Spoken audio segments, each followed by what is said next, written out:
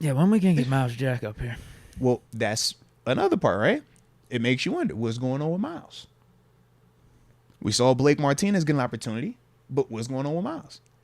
Those are the questions when you talk about getting guys off the couch, just putting them out there and they running around. It's like, I don't know. What does he look like in practice? Maybe he needed a little bit more time. That's the human part where we like, dang, it ain't just like the game. We just bring him and he's gonna, ball out. He It's got like, that owner's body. Didn't he buy a random team, like a minor league team or something? He did. Or something. Yeah. So yeah, he was probably just Nah, so it's like, it hobnobbing takes and some shit time. and eating some food, drinking. Hey, look, in one injury, instead of you thinking you got 3 weeks to get right, now we like, hey, bro, we need you in a week. And you're like, huh? That ain't what we said when we brought me in here. You told me I had 4 weeks to get right, bro. We could use Now you him. need me in 2. That be how them convos be going, man. Yeah, hopefully he's good because we can use him an inside linebacker. Yeah. Walker's hurting us a little bit right now. So this is the thing with Walker, and shout out to the Patriots on this. So with Michael Walker, let's talk about it because instantly people are like, oh, he's trash, he's this, he's that. Michael Walker is a 100+ tackle guy. Okay, let's start with that first. All right.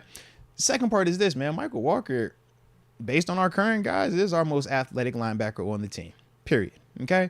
The next part is this. In terms of why he struggled on Thursday night, the Patriots did a good job of isolating him in the matchup. They said, yo, we got 2 matches that we like the most. Hunter Henry on 38, Hunter Henry on anything downfield, and we like Zeke one-on-one out the backfield against 38. And why is that? Because 38 was new. So they knew if I can condense the split by number 1, whether that's a tight end or a wide receiver, and I offset Zeke right here, you're going to put this linebacker in a bind because he has to decide if he's going to go over top of the corner or if he's going to go underneath the corner. If he goes underneath, Zeke is going to beat him up front. If he goes over top, Zeke can arrow back in. Can't be right. Excellent job by them. They utilized it. They had success on it. Then the second half, we adjusted it. We made the adjustment. But good on the Patriots, because when was that in terms of the Zeke touchdown opening drive? That means they saw what they wanted and they waited and they said, you know what? We've seen a tendency that this is what they like to call. We're going to run it. We do the exact same thing and we've had success doing it also at times. But that was their response right there. That's one of the big complaints that we've had on defense here as linebackers when we're like, yo, we either going to get matched up on a wide receiver. If we play it, hey, you outside, I'm inside. Now we're complaining about linebacker on wide receiver. Or it's the scenario that was happening on Thursday night where this guy has to decide, do I try to beat you in front or do I try to go over top? And if you choose wrong, now you're chasing the touchdown. But he's the new guy. He's only been here, 3 weeks? 4 weeks now? So it's like, once again, on a short week and new body parts, new body people in there. It's a lot to process. Those are the little intricacies of the defense. If you're not locked in or you haven't been here long enough, I've been in this thing 4 years, studied it since I've been retired. So I'm going to know every little thing. Whereas for him, he might, that's the stuff where you got to decide, like, all right, how we want to play this. I seen one time they played it completely different and they blew the coverage. Quarterback just ain't look. But that's some of the stuff. But in terms of Michael Walker, athletically, he's in position. We saw him when he was playing, what was the cat? Arizona. Trevor Brown was just dunking on him. He was in position. It's a difference between a dude being terrible and a dude just not finishing to the point that we like. That's what separates great versus good, good versus okay, okay versus bad. He's in position. That's half the battle. A lot of dudes don't even be in position. You're like, bro, you couldn't even, man, he wasn't even in the frame. It's like he's in the frame, but the finish isn't there right now. But that's the difference between all pro, Pro Bowl, good versus Michael Walker. When did we get him? Was Michael Walker our $4 million dude that we picked up this offseason? Was Michael Walker the dude that we drafted this offseason? No and no. He was available to us for a reason, man.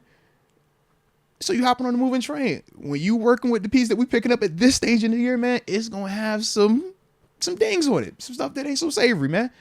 But I do feel like for Michael, he's still going to have to be a part of this rotation in some capacity because of his athleticism. He's far more athletic than Blake Martinez, far more athletic than Landon Roberts, who balled out once again. Shout out to E-Rob. Yeah, I really like him. Him and Minka were awesome in that Patriots game. Facts.